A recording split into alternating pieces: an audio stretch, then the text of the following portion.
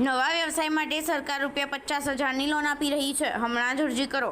આ વધુ વિડીયો જોવા માટે અને સરકારી યોજનાઓની વિગત મેળવવા માટે અમારી ચેનલને સબસ્ક્રાઇબ કરો.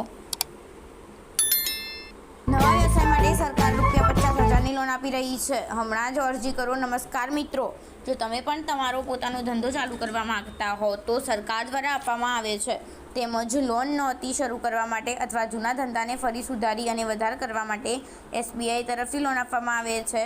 જો તમે પણ લોન લેવા માંગો છો તો નીચે આપેલ લેખ વાંચી શકો છો. SBI શિશુ મુદ્રા લોન યોજનાના લાભો.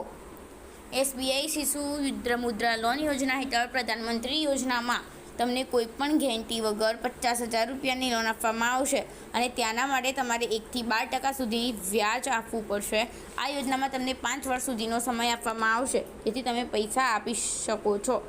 SBI શિશુ મુદ્રા લોન યોજના માટે પાત્રતા.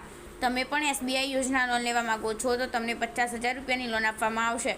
તેના માટે તમારી લાયકાત ભેગી હોવી જોઈએ એવી, જેમ કે તેમની ઉંમર 18 થી 60 વર્ષ વચ્ચેની હોવી જોઈએ. લોન લેવા માટે CC લોન માટે ₹50,000ની લોન લેવા અરજદારે પોતાનો વ્યવસાય કરતા હોવા જોઈએ, એનું પ્રમાણપત્ર હોવું જોઈએ અને તારી બેંક ખાતું જોઈએ અને 3 વર્ષ જૂનું હોવું જોઈએ તો વ્યક્તિને લાભ આપવામાં આવશે. લોન લેવા માંગે છે તે વ્યક્તિ માટે GST રિટર્ન અને ઇન્કમ ટેક્સની સંપૂર્ણ માહિતી હોવી જોઈએ.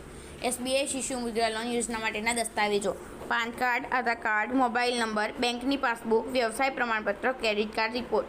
SBI શિશુ મુદ્રા લોન યોજના માટે કેવી રીતે અરજી કરવી?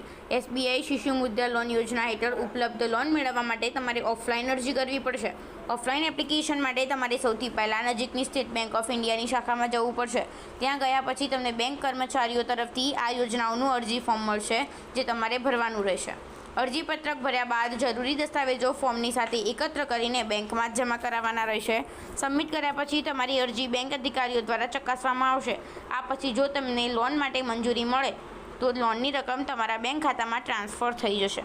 આ વધુ વિડીયો જોવા માટે અમારી ચેનલને સબસ્ક્રાઈબ કરો.